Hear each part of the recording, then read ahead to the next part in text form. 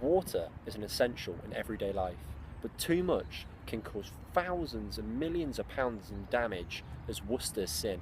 I'm here in the heart of the Severn, which runs through the city of Worcester, at the Pavilion restaurant. Opposite me is the Worcestershire cricket ground.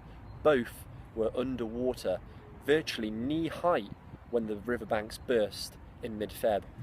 I'm joined now with an employee at the Pavilion restaurant, Alexander Thompson, who couldn't work for 14 days due to the massive clean-up. I mean, what was that like for you, Alex? It was terrible, mate. All the main roads were closed around Worcester, so there was no access, cars or anything.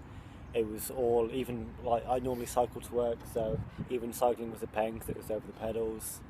Out of work, so obviously like out of pocket. Bad for the business as well because the whole car park and currently where we sat was flooded as well. Couldn't get anywhere, mate.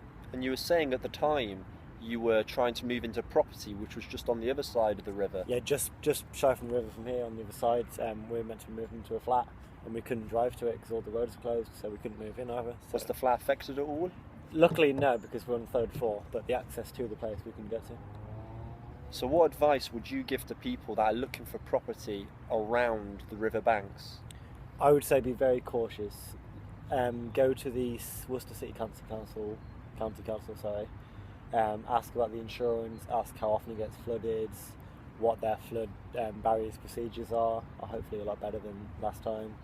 Just make sure you know what you're moving into before you do it in case this happens again. And people like Alex who work in the city along the riverbanks have been out of work and even out of homes for weeks, turn into months. Behind me they're having a massive clear up in the Pavilion garden, as the garden area is completely been destroyed and is now being refurbished. But for people like Alex, the Pavilion and home residents on the River Severn, it's business as usual. I'm Aaron Wise reporting from Worcester.